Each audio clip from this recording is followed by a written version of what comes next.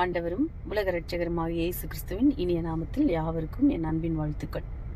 திராணிக்கு மேலாக சோதிக்கப்பட ஒரு நாளும் விடமாட்டா.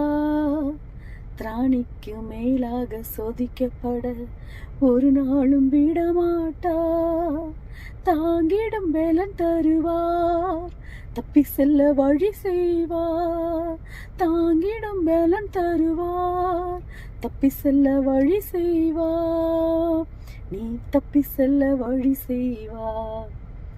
கலங்கிடவே வேண்டாம், கலங்கிடவே வேண்டாம், கலங்கிடவே வேண்டாம், நீ கலங்கிடவே வேண்டாம். கம்பீரத்தோடு அறுப்பார்கள், கண்ணீரோடு விதைக்கிறவர்கள் கம்பீரத்தோடு அறுப்பார்கள். அள்ளி தூவும் விதையை சுமக்கிறவன் அழுது கொண்டு போகிறான், ஆனாலும் தான் அறுத்த அரிகளை சுமந்து கொண்டு கம்பீரத்தோடு திரும்பி வருவான். விதை, வித்து, கோதுமை மணி போன்ற வார்த்தைகள் வேதாகமத்தில் ஆழ்ந்த பொருள் கொண்டவை. விதை முளைப்பதோடு அதன் கடமை தீர்ந்து விடுவதில்லை. அனைத்து சவால்களையும் சந்திக்க வேண்டும். சூழலுக்கேற்றா போல் கொஞ்சம் மண்ணுக்குள் வாழவிருந்து பின்னர் முளைவிட்டு பின்னர் தேங்கி அப்புறம் ஓங்கி என இயற்கையின் பல கட்டங்களை காண்கிறது விதை. தன்னை ஒரு விதையாக, தானிய மணியாக மனிதர்கள் அரிதாகவே உணர்கிறார்கள். அப்படி உணர்ந்து கொள்ளும் போது பூமியும் காற்றும் நீரும் உயிரினங்களுடன் உள்ள உறவும் முற்றிலும் வேறு விதமாக இருக்கும். விதையை விதைப்பது வேண்டுமானால் நாம இருக்கலாம், ஆனால் அதற்கான பலனை முடிவு செய்து நாம் மட்டுமல்ல, வாழ்வு நமது உடலையும் அறிவையும் கடந்து விரிந்து கிடைக்கும் மர்மம்.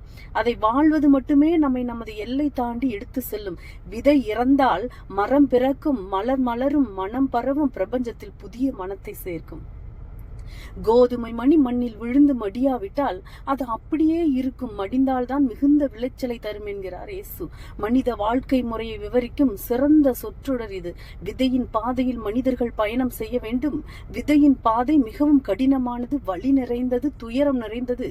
விதை 3 படிநிலைகளை கடந்து சென்றாக வேண்டும். முதலில் விதை மண்ணில் விழ வேண்டும், 2வது விதை மண்ணில் மடிய வேண்டும், 3வது விளைச்சலை அளிக்க வேண்டும். மிகுந்த விளைச்சலை தருவது பிறருக்காக அடுத்தவரை உண்பித்தல், அடுத்தவருக்கு ஊட்டுதல். ஒரு கோதுமை மணி மண்ணில் விதைக்கும் போது அது தன்னை அழித்து கொண்டு ஒரு செடியாக புது உருவம் பெறுகிறது. அதன் கதிர்களிலிருந்து பல 100 கோதுமை மணிகள் உருவாகி பிறரது பசியை தீர்க்கின்றன.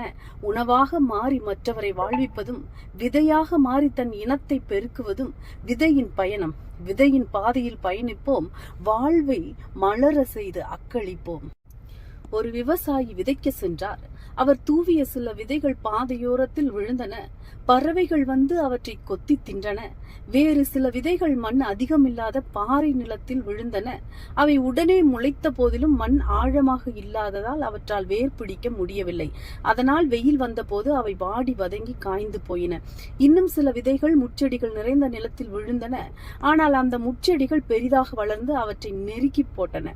அவர் தூவிய மற்ற விதைகளோ நல்ல நிலத்தில் விழுந்து விளைச்சல் தர தொடங்கின. அவற்றில் சில 100 மடங்காகவும், வேறு சில 60 மடங்காகவும், இன்னும் சில 30 மடங்காகவும் பலன் தந்தன. நான் கூறிய உவமையை காதுள்ளவன் கவனித்து கேட்கட்டும் என்று சொன்னவர் சற்று இடைவெளி விட்டு அந்த கதைக்கான உள்ளர்த்தத்தையும் எடுத்துரைத்தார். பாதையோர நிலத்தை போல் இருப்பவர் பரலோக தந்தையின் அரசாங்கத்தை பற்றிய இறை செய்தியை கேட்டும் அதனுடைய அர்த்தத்தை புரிந்து கொள்வதில்லை. ஏனென்றால் பொல்லாதவன் வந்து அவனுடைய மனதில் விதைக்கப்பட்டவற்றை கவர்ந்து சென்று விடுகிறான். பாறைகளின் மேல் விழுந்த விதைகள் இறை வார்த்தையை கேட்டு மனதில் அவற்றை ஆழமாக பதிய வைத்துக் கொள்வதில்லை. முட்பிதருக்கு இடையில் விழுந்த விதை யாரை குறிக்கிறது? அதை இறை வார்த்தைகளை கேட்டும் இவ்வுலக வாழ்வின் மீது பணத்தின் மீதும் கொண்ட ஆசையால் அவ்வார்த்தைகளை தன்னுள் இருத்தி வைத்து அவற்றின்படி நடக்காதவனை குறிக்கிறது. எனவே இறை வார்த்தை அவன் வாழ்வில் பயன் விளைவிப்பதில்லை. நல்ல நிலத்தில் விழுந்த விதை யாரை குறிக்கிறது? அவ்விதை இறை வார்த்தைகளை கேட்டு புரிந்து கொள்ளும் மனிதனை குறிக்கிறது. அத்தகைய மனிதன் வளர்ந்து சில சமயம் 100 மடங்கும், சில சமயம் 60 மடங்கும், சில சமயம் 30 மடங்கும் பலன் தருகிறான் என்று விளக்கினார். இவ்வாறு விதைப்பவரை கடவுளாகிய பரலோக தந்தையாகவும், அவர் தரும் வார்த்தைகளை விதைகளாகவும், அவற்றை ஏந்திக் கொள்ளும் நிலமாக மனிதர்களையும், இறை வார்த்தையின்படி வாழும் வாழ்க்கையை விளைச்சலாகவும் இயேசு இந்த ஓமை கதையின் வழியாக சுட்டி காட்டினார்.